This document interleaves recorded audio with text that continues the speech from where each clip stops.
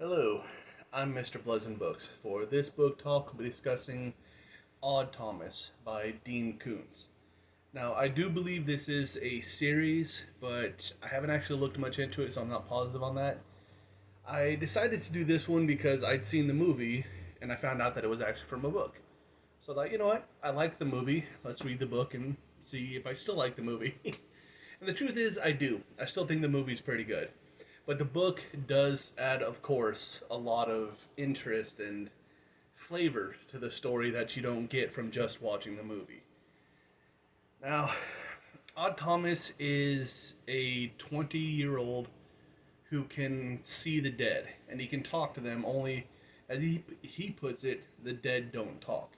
So they can communicate with him through hand gestures, and like they'll grab a hold of him and he'll get impressions, but they can't actually talk. And he just goes around trying to help those who have departed find their peace and move on to the next life, whatever it may be.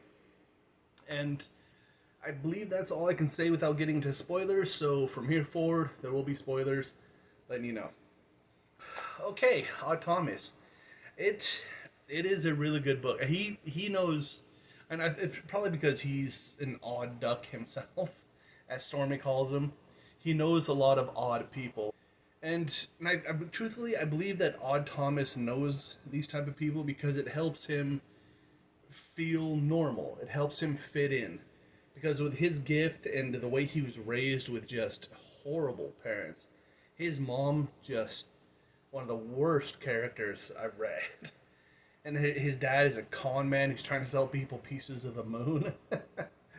which, which is a nice get rich quick scheme, but it's completely unnecessary because his dad is wealthy. But yeah, he hangs out with all these people. He like a blind man who wants to be back in the 30s and 40s because he loves the music. A waitress who believes that she has prophetic dreams. The owner of the bar, or not bar, the owner of the grill where he works as a fry cook, who knows everything there is to know about Elvis because that's the only way she could cope with her husband dying. So, and there's many more of these just kind of odd people around Odd Thomas to help him kind of get in with and get on with life. And listening to his life, I actually like it. And he doesn't really have ambition, which I do have ambition, but he just wants a nice, peaceful, contented life with the woman that he loves, and that I can understand. And Dean Koontz did very well in making this a character that you could connect with, because yeah, there's those people who want to reach the heights, go as high and as far as they can go. But truthfully, most people, what they really, really want in their heart of hearts is a contented life with the person that they love beside them. Man or woman, just whoever it is that they can have that closeness with. And Dean Koontz did that with this character. He made him a very likable, relatable character by giving him that truth that he lives by. There's just so many neat things in this book. Like Terrible Chester, who photographic evidence showing a cat has been alive for 58 years. And the cat's, I don't know if the cat's necessarily big, but it's mean. It's set. It scares dogs, scares people, scares everyone but little Ozzy, who is a man who weighs 400 pounds. But his dad is big Ozzy, so he's got to be little Ozzy. little Ozzy. Little Ozzy is a character in himself. It's the first time we meet little Ozzy is Odd Thomas calls him, tells him my cow exploded. And me, when I read, I thought it actually meant a real cow had blown up. As when Odd got there, he said it was actually a plastic cow from a restaurant, but it had blown up. The butt now is mooning the street and the whole neighborhood. And he was just going to leave the pieces scattered across his yard to show whoever did it that he's not going to be pushed around because he's little Ozzy. Nobody messes with little Ozzy.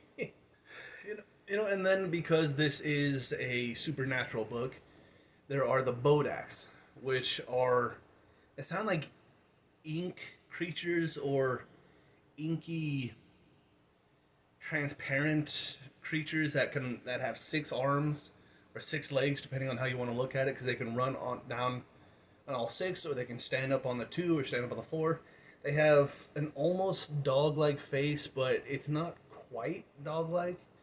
They're kind of amorphous, just blobs. So they don't have a definite shape, and that's why he describes them the way it is, just inky, kind of dog face with six appendages is how it looks, and they're drawn to violence, and not just any type of violence, but like bloody, terror-inducing violence.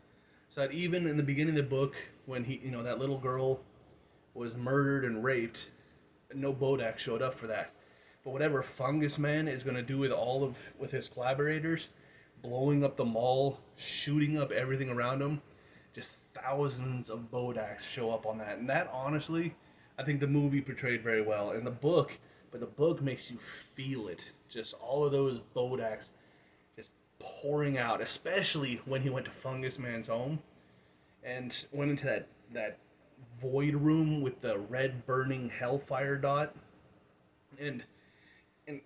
That part was a little weird because he was sent back in time and then he was sent forward in time, and I don't entirely get why he was sent back and then forward, unless it was to somehow avoid the Bodaks seeing him in the room and therefore knowing that he existed and possibly killing him, because they imply heavily in the book that if the Bodaks know you can see him, you're gonna die.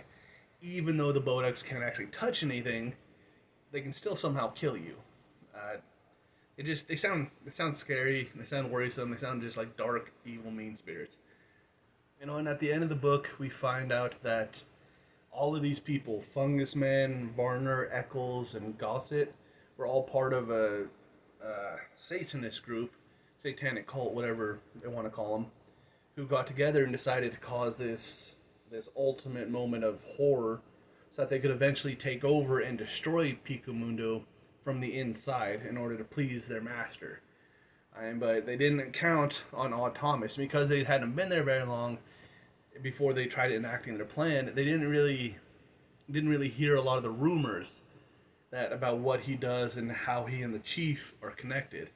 So, big mistake on their part. Excellent for Odd Thomas, but still a lot of people died and a lot of damage was dealt. But that's all I have to say about the book. I did enjoy it quite a bit. The movie really made me want to read it, and I'm glad I did, because it turned out to be a very excellent book. Can't believe I didn't hold this up earlier. Odd Thomas by Dean Koontz. Great book. Definitely suggest you read it. And that's all. I'm Mr. Pleasant Books. The next book that I do intend to read is called Infinity by Sherilyn Kenyon. It's the Chronicles of Nick. And thank you for listening. I'll talk to you later. Mr. Pleasant Books.